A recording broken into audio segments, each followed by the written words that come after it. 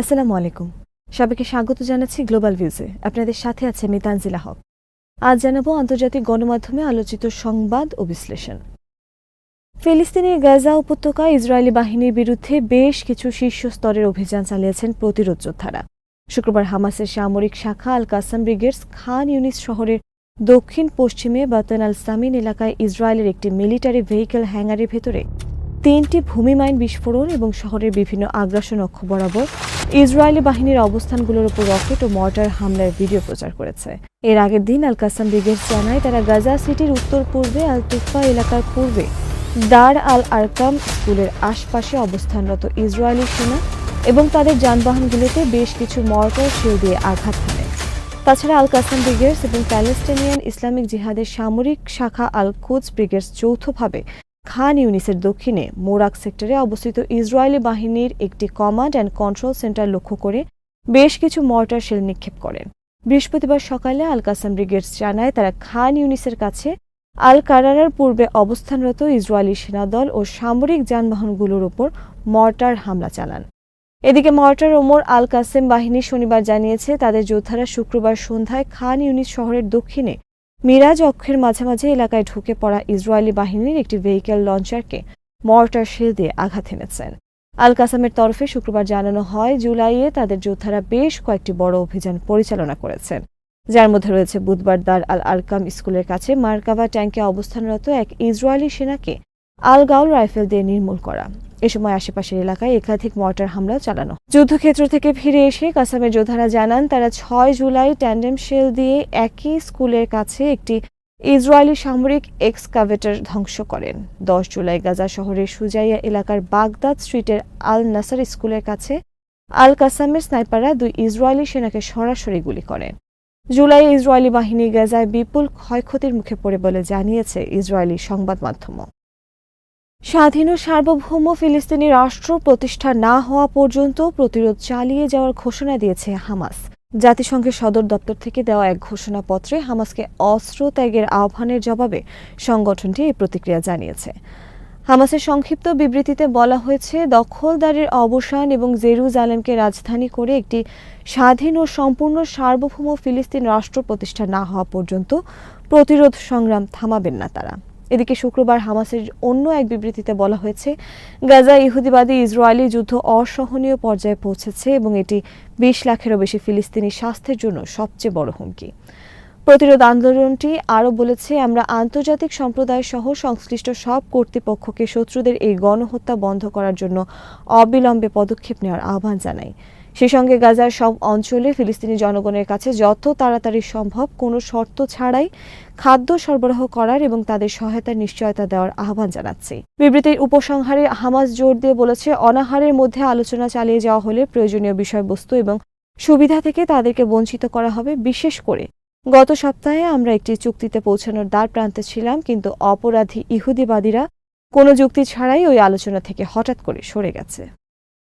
হামাসের আল কাসাম ব্রিগেড শুক্রবার 1 মিনিটের একটি ভিডিও প্রকাশ করেছে যেখানে গাজায় বন্দী একজন ইসরায়েলিকে দুর্বল ও অপুষ্ট অবস্থায় একটি সংকীর্ণ কংক্রিট টানেলের ভেতরে দেখা গেছে। ভিডিওটিতে দেখা যাওয়া এই রোগা দাড়িওয়ালা পুরুষকে এএফপি এবং ইসরায়েলি গণমাধ্যম এভিয়াতার ডেভিড হিসেবে শনাক্ত করেছে, যাকে 2023 সালের 7 অক্টোবর হামাসের অভিযানের সময় বন্দী করা হয়েছিল। 24 বছর বয়সী ডেভিড হামাসের সেই হামলার সময় তার বন্ধু গাল গিলোবোয়া দালালের সঙ্গে দক্ষিণ ইসরায়েলের নোভা মিউজিক ফেস্টিভ্যালে অংশ নিয়েছিলেন। তিনি ওই উৎসব থেকে বন্দী 44 জনের একজন। চলতি বছরের ফেব্রুয়ারি মাসের শেষ দিকে হামাস আরেকটি ভিডিও প্রকাশ করে যেখানে ডেভিড এবং গিলবোয়া দালালকে একটি গাড়ির ভেতরে দেখা যায়। তারা কাছের একটি অজ্ঞাত জায়গা থেকে একজন বন্দীর মুক্তি অনুষ্ঠান দেখছিলেন। 2023 সালে হামাসের আল আকসা ফ্লাড অভিযানে মোট 251 জনকে বন্দী করা হয়েছিল, যাদের মধ্যে 49 জন এখনও গাজায় আটক রয়েছেন। ইসরায়েলি সামরিক বাহিনীর মতে এদের মধ্যে 27 জন এরই মধ্যে নিহত হয়েছেন। ইয়েমেনের হুথি আনসার আল্লাহ সমর্থিত সশস্ত্র বাহিনী শুক্রবার জানিয়েছে তারা তেল আবিবের বেন গুরিয়ন বিমানবন্দরে প্যালেস্টাইন টু হাইপারসনিক ব্যালিস্টিক ক্ষেপণাস্ত্র দিয়ে একটি নিখুঁত সামরিক অভিযান পরিচালনা করেছেন। এই হামলা গাজা উপত্যকায় চলমান ইসরায়েলি গণহত্যার প্রতিক্রিয়ায় তাদের ধারাবাহিক প্রতিরোধের অংশ বলে জানিয়েছে ইয়েমেনি বাহিনীর মুখপাত্র ব্রিগেডিয়ার জেনারেল ইয়াহিয়া সারি জানান, নির্ধারিত লক্ষ্যবস্তুতে মিসাইল সফলভাবে আঘাত এনেছে। এর ফলে 40 লাখেরও বেশি ইহুদি বসতি স্থাপনকারী আশ্রয় কেন্দ্রে যেতে বাধ্য হন এবং বিমানবন্দরের ফ্লাইট পরিচালনা বন্ধ হয়ে যায়। সারি বলেন, এই হামলা ফিলিস্তিনি জনগণ এবং তাদের প্রতিরোধ যোদ্ধাদের প্রতি আমাদের সংহতির পরিচ্ছন্ন বার্তা। তিনি উল্লেখ করেন, গাজার নিপীড়িত জনগণের পাশে ইয়েমেনের অবস্থান অটল থাকবে। তিনি সতর্ক করে বলেন, ইয়েমেনের সশস্ত্র বাহিনী সর্বোচ্চ সতর্ক অবস্থায় রয়েছে এবং দখলদার বাহিনীর গতিবিধি নিবিড়ভাবে পর্যবেক্ষণ করছে। ইয়েমেনের প্রতিরোধ ফ্রন্ট বন্ধ করার যে কোনো শত্রুতাপূর্ণ প্রচেষ্টা প্রতিহত করতে তারা প্রস্তুত। সারি জানান, অতীতে এ ধরনের বেশ কিছু প্রচেষ্টা ব্যর্থ করা হয়েছে। তিনি বলেন, যতক্ষণ না আগ্রাসন বন্ধ হবে এবং গাজা থেকে অবরোধ তুলে নেওয়া হবে ততক্ষণ আমাদের অভিযান চলতে থাকবে। এর আগে একই দিনে ইসরায়েলি বাহিনী নিশ্চিত করে ইয়েমেনি ভূখণ্ড থেকে একটি ক্ষেপণাস্ত্র ছোড়া হয়েছে, যার ফলে বিভিন্ন অঞ্চলে বিমান হামলার সাইরেন বাজতে শুরু করে। ইসরায়েলি আর্মি রেডিওর তথ্য অনুযায়ী গত এক মাসে ইয়েমেন থেকে এটি ছিল 15তম ক্ষেপণাস্ত্র নিক্ষেপ, অর্থাৎ গড়ে প্রতি 2 দিনে একটি করে ক্ষেপণাস্ত্র হামলা চালিয়েছে ইয়েমেন। ইসরায়েলি গণমাধ্যম অনুযায়ী গাজায় যুদ্ধ পুনরায় শুরু হওয়ার পর থেকে আনসার আল্লাহ 67টি ব্যালিস্টিক ক্ষেপণাস্ত্র ও 18টি ড্রোন ছুড়েছে ইসরায়েলে, যা ইসরায়েলের ওপর আঞ্চলিক চাপ আরও বাড়িয়েছে। বুধবার ইয়েমেনের সশস্ত্র বাহিনীর মুখপাত্র জানান, ইয়েমেনি বাহিনী গাজা উপত্যকায় ফিলিস্তিনি জনগণের ওপর ইসরায়েলি আগ্রাসনের প্রতিক্রিয়ায় ইসরায়েলি অবস্থান লক্ষ্য করে 3টি ড্রোন হামলা চালিয়েছেন তারা।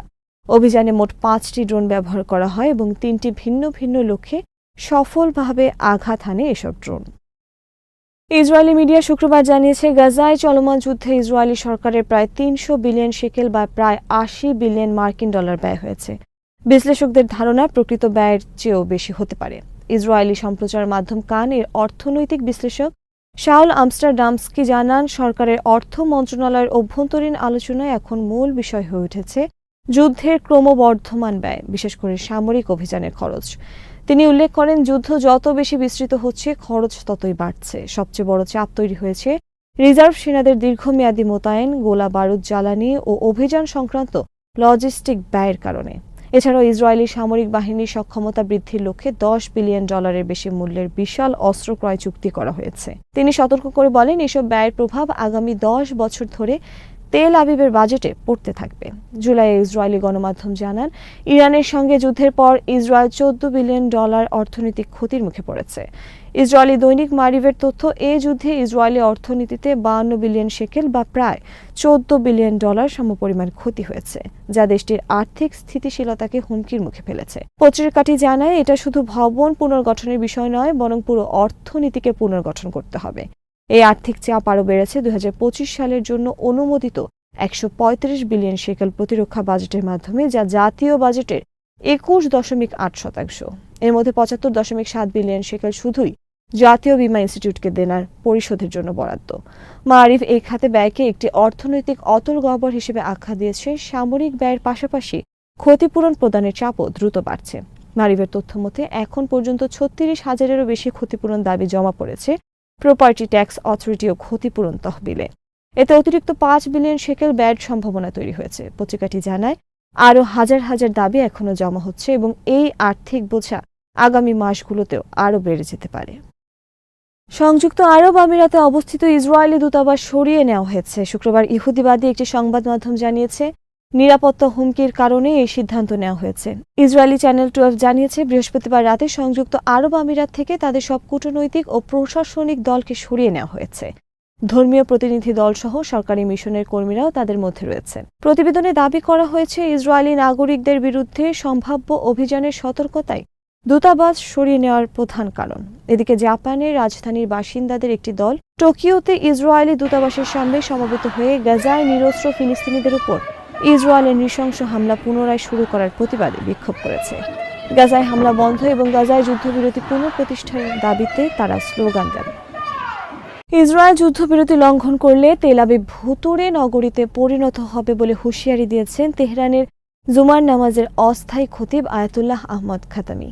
খুতবায় তিনি বলেন, শত্রুরা সর্বদা ইরানকে ধ্বংস করার চেষ্টা করেছে, কারণ তারা নিজেদেরকে জীবন মৃত্যুর সন্ধিক্ষণে দেখতে পাচ্ছে, কিন্তু আমরা সাইপ্রেস গাছের মতো দৃঢ়ভাবে দাঁড়িয়ে আছি। মার্কিন ঘাঁটিতে হামলা চালিয়ে আমরা বিশ্বের কাছে শক্তিমত্তা প্রদর্শন করেছি। খাতামি আরও বলেন, এই যুদ্ধ ইসরায়েলকে একটি ক্যান্সারযুক্ত টিউমার হিসেবে প্রকাশ করেছে, যা অপসারণ করতে হবে। তিনি মুসলিম দেশগুলোকে সতর্ক করে বলেন, যদি ইসরায়েল শক্তিশালী হয় তাহলে সিরিয়ার সঙ্গে যা করেছে তা তাদের ক্ষেত্রেও করবে। খাতামি যুক্তরাষ্ট্রের আগ্রাসন রেকর্ডের নিন্দা জানিয়ে বলেন, ওয়াশিংটন সাম্প্রতিক দশকগুলোতে প্রত্যক্ষ বা পরোক্ষভাবে 25টি দেশে হামলা চালিয়েছে এবং যুক্তরাষ্ট্রের ইতিহাস অপরাধের নিকষ কালো দলিলে পরিপূর্ণ। আজ এখানেই শেষ করছি। সবাই ভালো থাকুন, সুস্থ থাকুন আর দেখতে থাকুন বিডিভিউজ। চ্যানেলটি ভালো লাগলে সাবস্ক্রাইব করুন। সংযুক্ত থাকুন আমাদের ফেসবুক পেজে। আল্লাহ হাফেজ।